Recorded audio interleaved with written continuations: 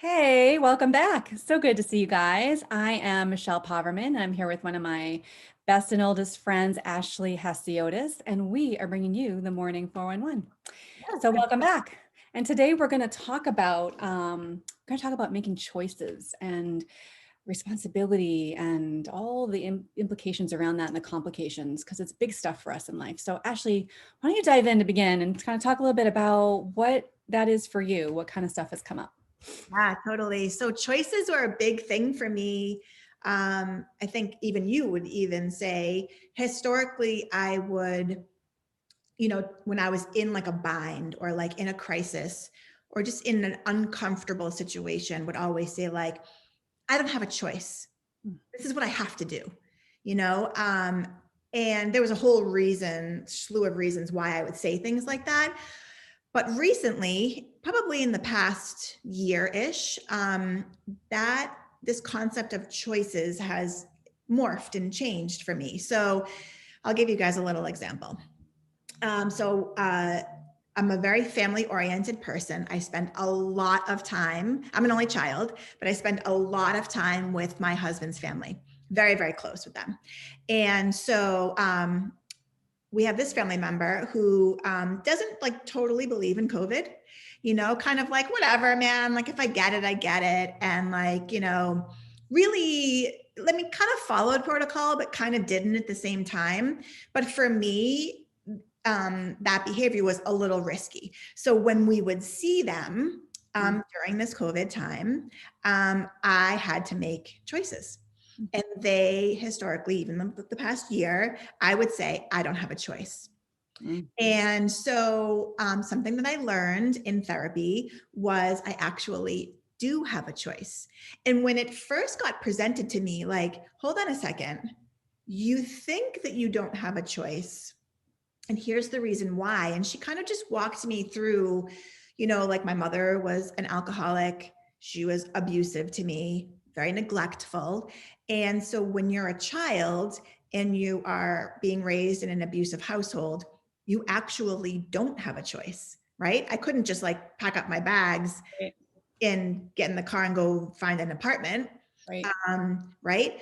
And I didn't have a There's a lot more powerlessness, right? It just carries into our adulthood, and we're just like, we're still thinking the same way, like we freeze up, right? freeze up. I literally would freeze up. Right. So my brain and my body as an adult, when I would get into these situations, it would freeze up and it would be like I was 7, 8, 12, whatever years old again. And I would think I don't have a choice. Mm. I either have to do it or I can't do it. And so it just was really uncomfortable for me. Anyway, as I continued to work on myself and continue to unpack my childhood, um, it just kind of unfolded naturally. And I love that about the work, by the way, Mm. right? Like the work isn't like you do the work, you check it off the checklist, and bam, you're good.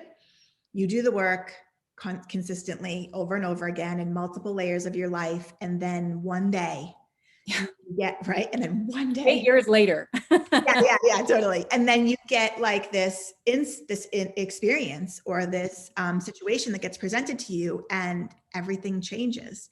So we were in Florida a month ago, and again, same family that were around and same situations, right? Like their behavior was a little risky for me, but I really wanted to see them. And the kids really wanted to see their kids. And so I made the choice to go and to hang out with them, even knowing that I was putting myself at risk, right? And it was still uncomfortable. Highlight, why did you know you were putting yourself at risk? Why is that Well, their behavior important? was COVID risky. Oh, So, right. And so let's talk about that for a second. And I want you to help me unpack this. Like, so it was almost like I had a decision of don't see them. And mhm. that meant like, I don't connect with my family. I miss them. I love them. The kids miss that, or their kids. They, we and their kids, our kids are like best friends. And so how do I do that? That's shitty. I don't want to not see them. Mhm. But if I go, then I'm putting myself at risk for COVID. And it wasn't even like I'm afraid of COVID. Like I'm not like afraid to get sick, but like there's rules and regulations, right? Like if we test positive, Right. then Whole we life. have these, Right. yeah, they have these like responsibilities that we can't get to. Mhm. And so that was shitty. So it was like shitty or shittier, right? Like which decision what should I make?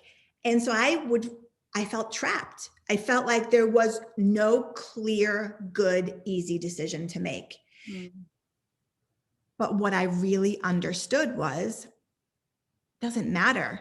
No, just it doesn't mean there's always going to be this clear, like la rainbow decision Mhm. that feels amazing. I still had a choice Mhm. between shitty or shittier, but I had the power to make the choice. Like, how did you, because this is important for a lot of us, because we can get really stuck in spinning on the choices. First Yeah. of all, they're very black and white. Like, I have to do this or I have to do this. There's no other option. But we can really spin in it and get so stuck in it. And how did you? I mean, did you go inward? Like, how did you decide what to do? Was there a process that, Yeah. how did you decide? Because some of us get really stuck in indecision to like make us sick if we feel so powerfully about both sides. 100%. Well, Mhm. I do get sick.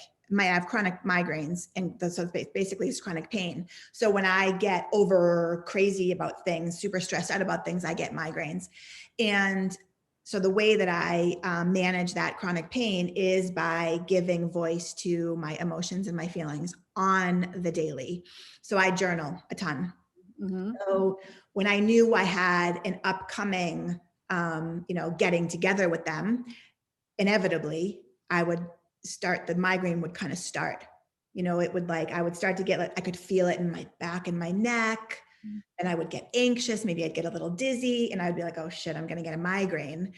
And so over the course of a year and a half, when I am listening to my body, like my body was trying to tell me something as those days would lead up to the event. And so I would stop and go within, and I would say to my pain in my body, okay, so dear, tightness in my left shoulder, what do you want to tell me? And then I would close my eyes and it would be like, I'm tense. Okay, so why are you tense? I'm really tense because I'm anticipating danger. I'm anticipating an argument, right? So that was a big thing. It was all about arguing. If I didn't go, I would argue with my husband Mhm. because he wants to see his family. If Mhm. I didn't go, I was worried that it would cause an argument between me and my family members.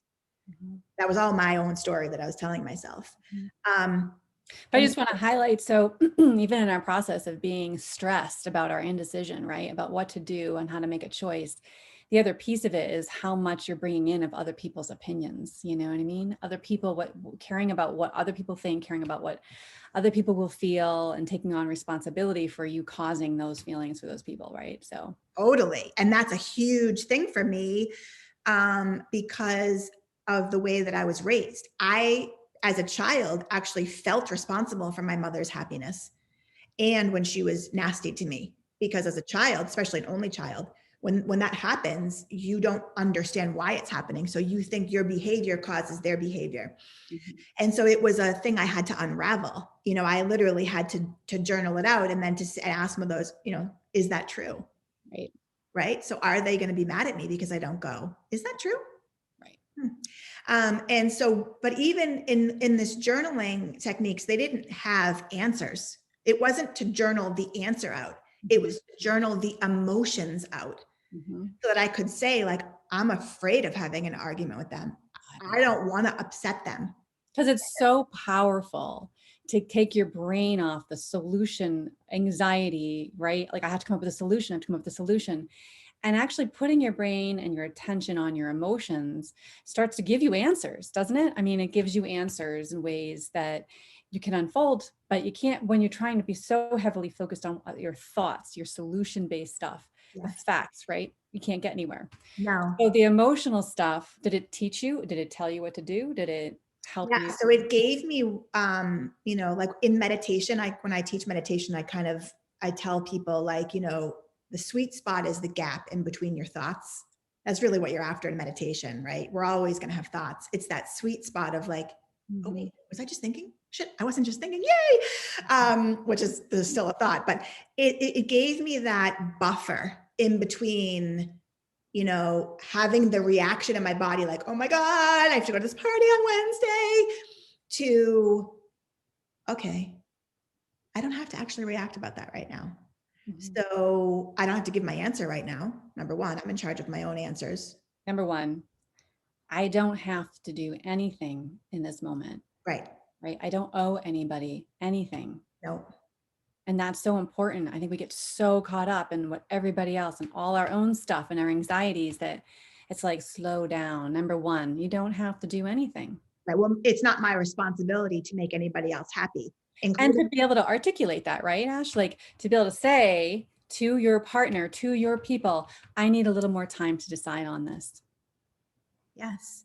But like the journaling thing for me really uncovered why I was such a people pleaser, Mm. why I really felt responsible for their happiness. Like why was I so worried about saying like, hey man, hey man, it's back. Yeah, it's back. Hey man, I don't really feel comfortable going, but I really miss you guys a lot. But like that was like I couldn't even do that a year ago, right? So, but why was that? Why was I so worried Conditioning. about their reaction, Mhm. right? That was somehow my responsibility. I Mhm. didn't have boundaries. And part of the uncovering with this journaling was realizing that I had to start having boundaries for myself first. What makes me feel safe? What makes me feel good? And then when I was making decisions in that gap, in that moment in between feeling the arousal of fear and anxiety and stopping before I made the decision, saying like, well, what am I fearful of?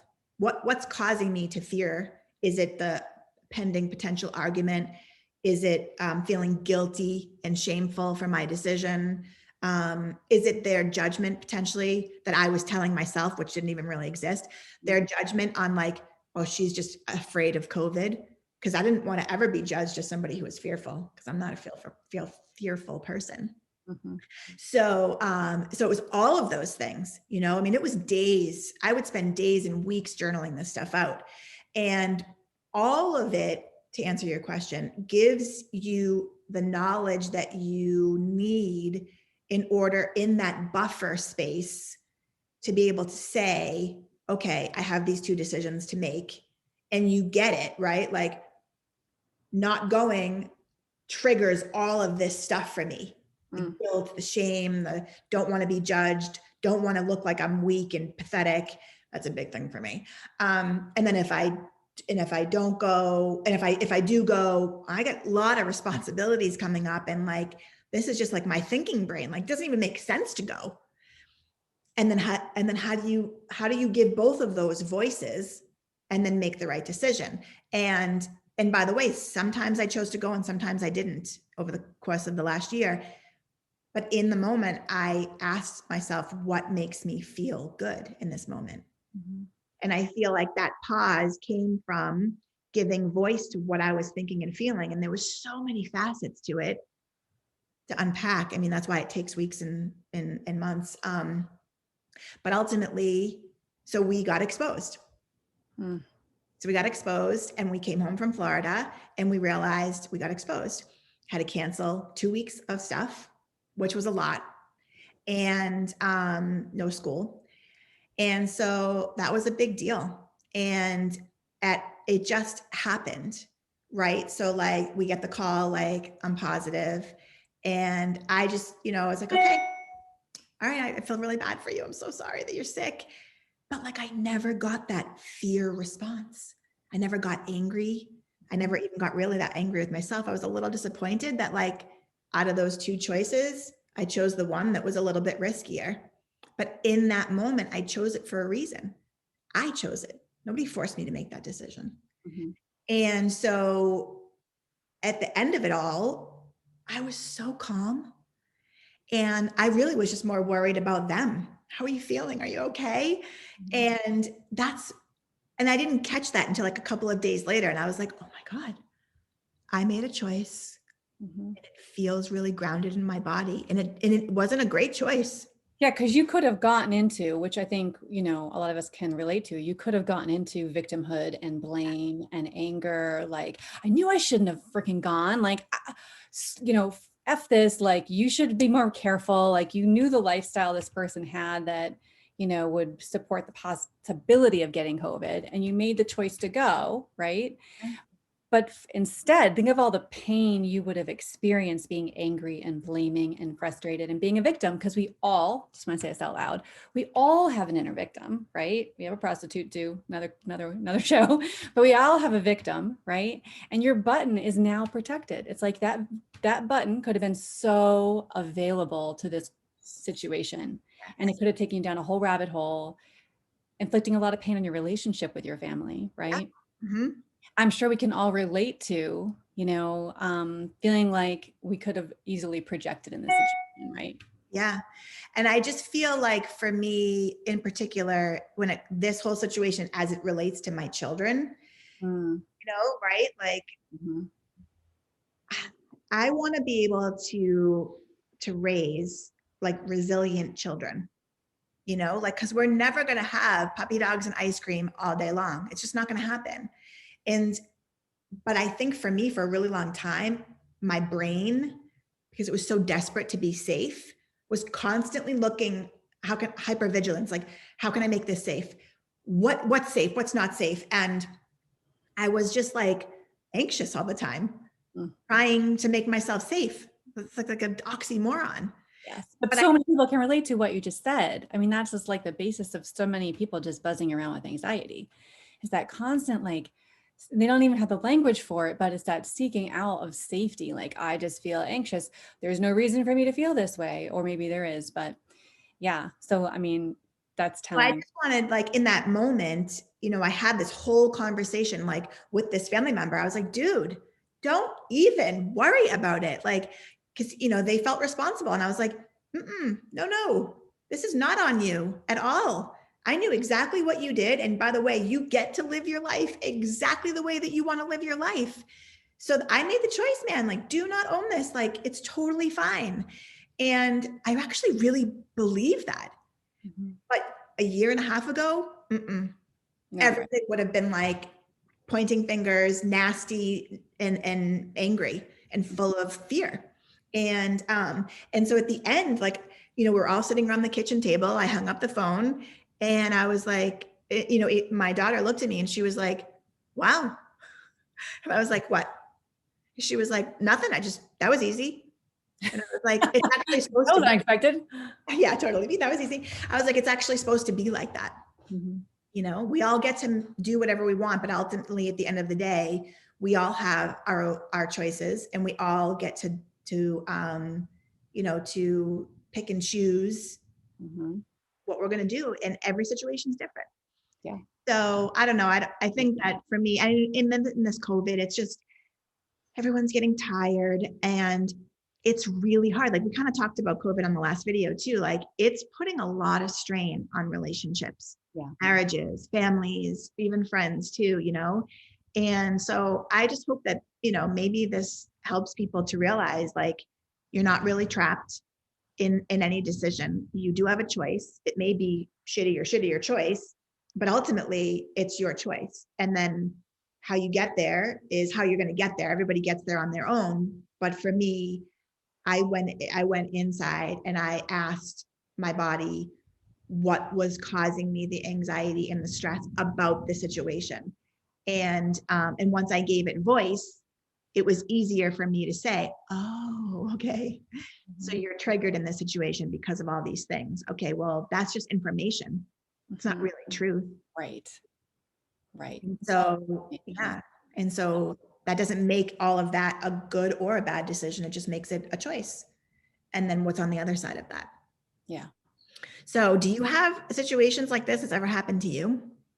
Of course. I Like think big it'd be one. possible to be, yeah, I think it's impossible to be human and to not experience like what you're talking about, because at some point we have to go through, and not everybody does. Sometimes we stay stuck, right? Like Definitely have situations. For me, I grew up, being nice and being a good girl for whatever reason be where I got my worth when I was young. So it was very important to be a do-gooder, to be helpful, and so for me, I think probably why I jump at it and highlight it when you're talking is, for me, other people's approval was so important. Mhm. Um, it still is. I mean, that programming will probably be till I die, like it's constant life work.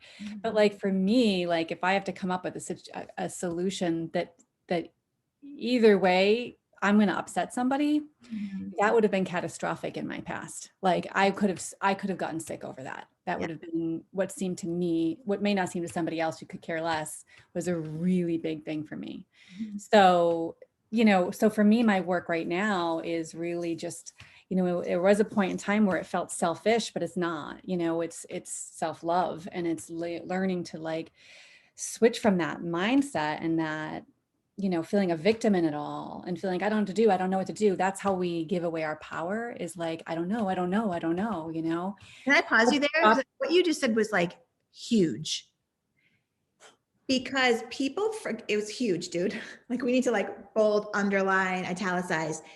Doing the work and taking care of yourself is not selfish. Yeah, right. That in itself, I think, in the work that I do with people, is just moving from that one little that one little piece opens up the door to everything. And Can you people, tell us more about it? I want to know how you made that transition, and how do you tell your clients, how do you not tell them, how do you show them and coach them through so making I mean, I big can just say, I can make it really simple. And I can say that I feel like the only time you can show up and make any change in your life is in the present moment. We can talk about doing this in the future. We can talk about how we didn't do it in the past, but right here, right now, I have to learn how to show up for myself while it's happening. So the first thing you have to do is learn that, to really start to build an inner observer. So when I'm talking about changing from self-ish to self-love and wanting to, you know, make myself more important, right? There's a million ways a day I choose not to do that, talking about choices, right? But we don't know those are choices. We're programmed, we're on autopilot. We don't understand, right? So if we can simply just say, you know what, without judgment, because we can be total a-holes to ourselves, right? Without judgment, we can simply just say, I'm going to be present today. I'm going to watch like a scientist.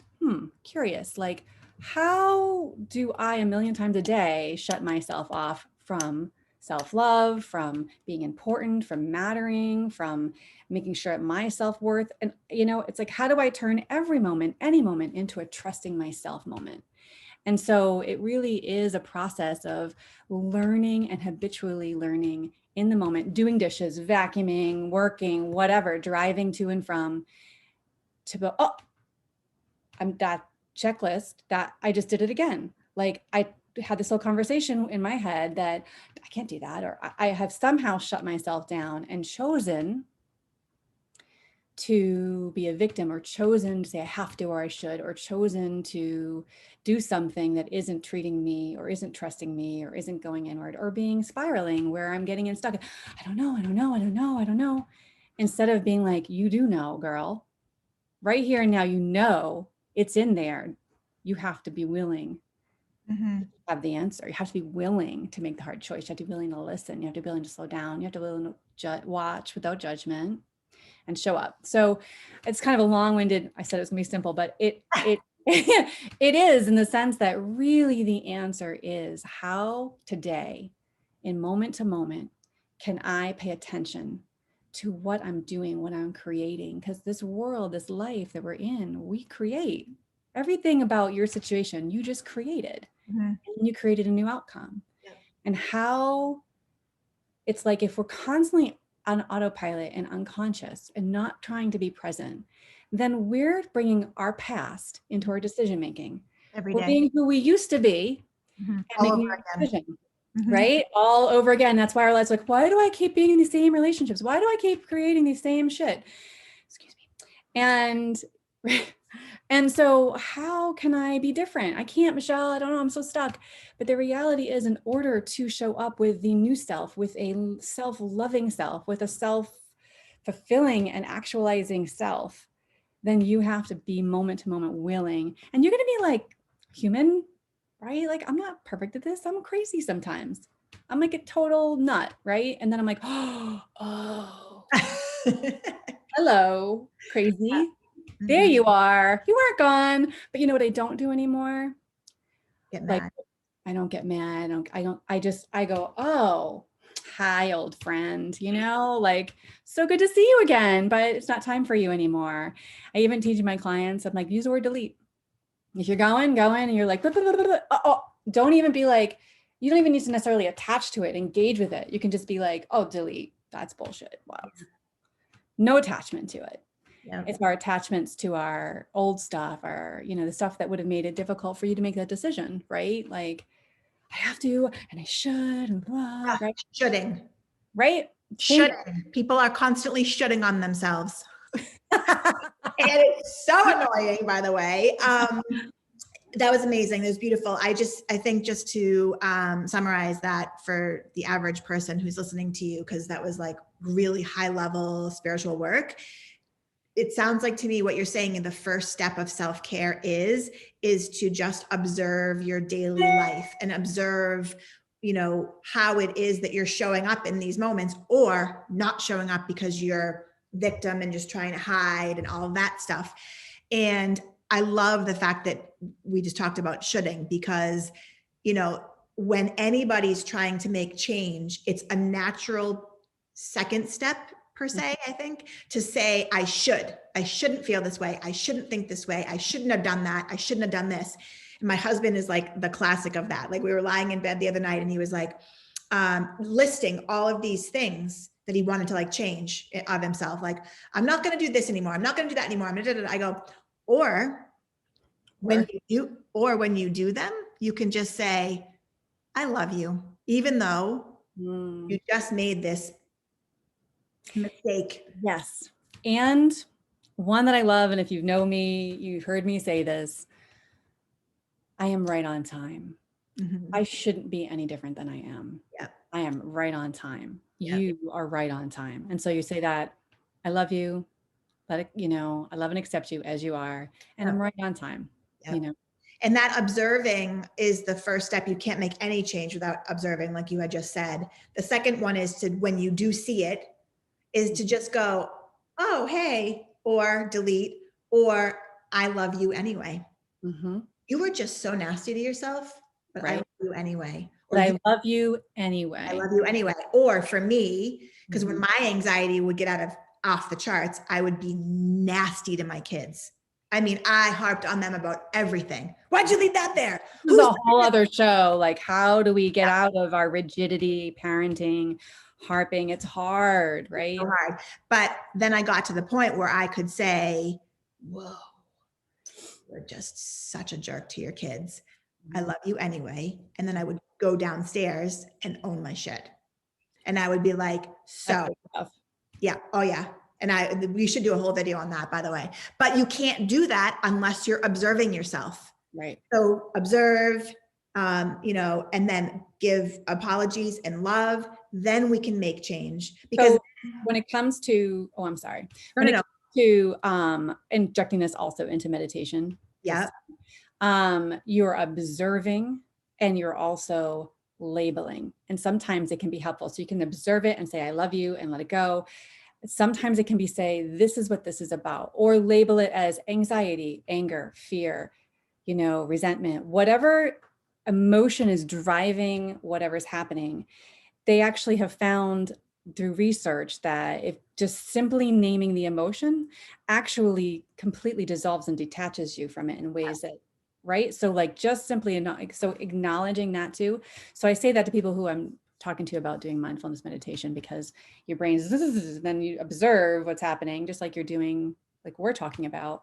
But to just actually acknowledge, like, I'm stressed. That's stress. That's anger over my conversation this morning with my husband, right? That's whatever. So just labeling is also helpful. Yeah, labeling's great. Mm.